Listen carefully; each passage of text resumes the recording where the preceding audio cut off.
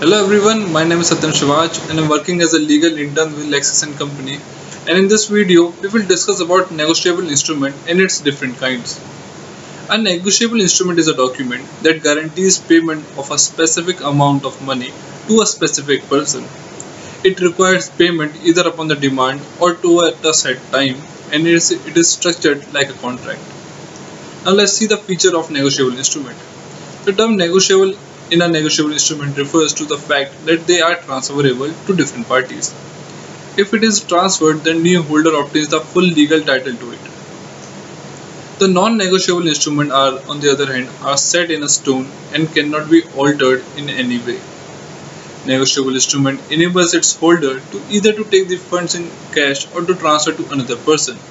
The exact amount of the payer are promising to pay is indicated on the negotiable instrument and must be paid on demand or at a specified date. Like contracts, negotiable instruments are signed by the issuer of the document.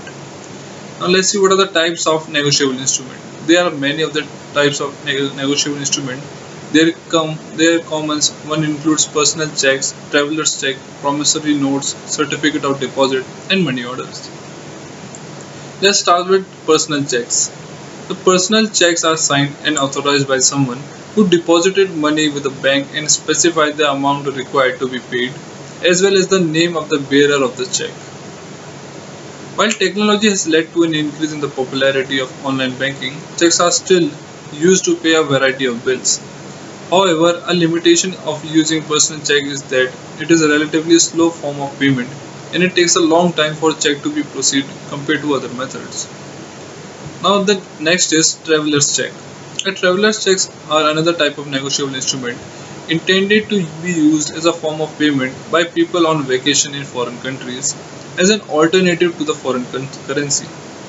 A traveler's checks are issued by a financial institution with serial number and is prepaid fixed amount. They operate using a dual signature system, which requires the purchaser of the check to sign once before using the check and the second time during the transaction. As long as the two signatures match up, the financial institution issuing the check will guarantee the payment to the payee unconditionally. With traveler's check, purchasers do not have to worry about carrying large amount of foreign currency while on vacation, and banks provide security for lost or stolen checks. With technology advancement in the last few decades, the use of traveler's check has gone into decline as more convenient way of making payment abroad have been introduced. There are also various security concerns associated with traveler's check, as signature can be forged and the check themselves can also be counterfeit. Today, many retailers and banks do not accept traveler's check due to the inconvenience with the transaction and the fees charged by the bank to cash them. Instead, traveler's check has been mostly replaced with a debit and credit card as a method of payment. Now, the next is money order. Money order are like checks in that they promise to pay an amount to the holder of the order. It is issued by a financial institution and government. Money orders are widely available but differ from check in that there is usually a limit of amount in the order. Money orders contain relatively little personal information compared to the checks with just the name and address of the sender and recipient and not any personal account information. International money orders are also a popular way of sending money abroad nowadays since money orders do not need to be cashed in other country of issuance. As such, they enable a simple and quick method of transferring the money. Then the next is promissory note. A promissory note is a document containing a written promise between the parties, that is one party which is a payer which is promising to pay the other party which is payee a specified amount of money at a certain date in the future.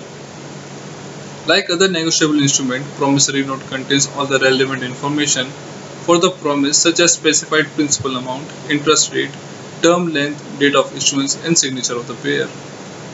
The promissory note primarily enables individual or corporation to obtain financial from the source other than the bank or financial institution. Those who issue a promissory note becomes lenders. While promissory notes are not informal as an IOU, which merely indicates that there is a debt, it is not as formal and rigid as a loan contract, which is more detailed and lists out on the consequence if the note is not paid and the other effects. Then the next is certificate of deposit. The certificate of deposit is a product offered by a financial institution and banks that allows customer to deposit and leave untouched a certain amount of fixed period, and in return the benefit from a signatory high interest rate. Usually the interest rate increases steadily with the length of a period, and the certificate of deposit is expected to be held until the maturity, when the principal, along with the interest, can be withdrawn.